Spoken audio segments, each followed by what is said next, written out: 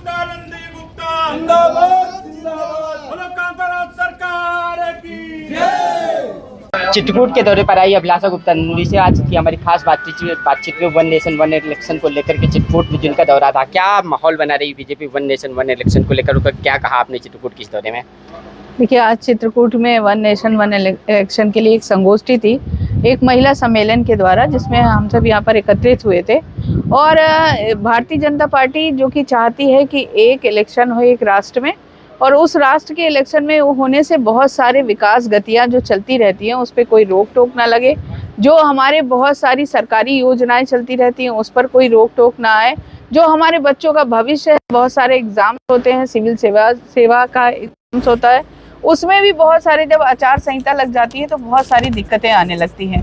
साथ साथ जो फंड होता है, बजट होता है, उसमें भी बहुत बड़ा बजट चुनाव में खर्च होता है।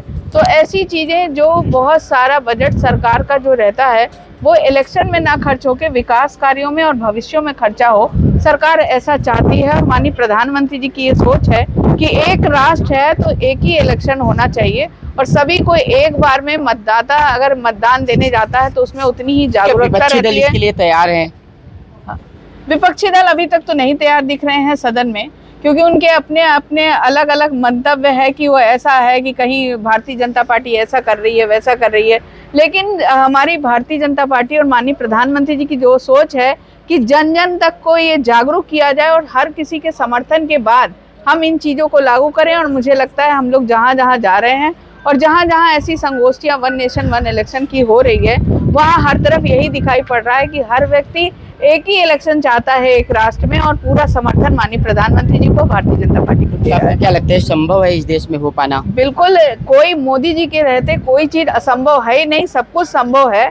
जब मोदी जी ने इस राष्ट्र को विश्व गुरु बनाने के कगार पे लाके खड़ा कर दिया, तो मुझे लगता है कि ये भविष्य निर्माण की बात है, राष्ट्र के निर्माण की बात है, वो बिल्कुल होगा। और उन्होंने सोचा है तो भविष्यों के निर्माण के लिए, राष्ट्र के निर्माण के लिए बेहतर सोच है, और हम सब उसमें सहयोग कर रहे हैं। उन्होंने बताया कि एक राष्ट्र और एक चुनाव से हमें क्या लाभ होने वाले हैं। विशेषकर ये इस चुनाव में महिलाओं की भागीदारी बहुत जरूरी थी, और हमारे केंद्र से ऐसी योजना आई है कि जब महिलाएं भी इस एक राष्ट्र एक चुनाव में अपनी सहमति व्यक्त करें, तो इसीलिए इस बहुत बड़ी संगोष्ठी का आयोजन हुआ है।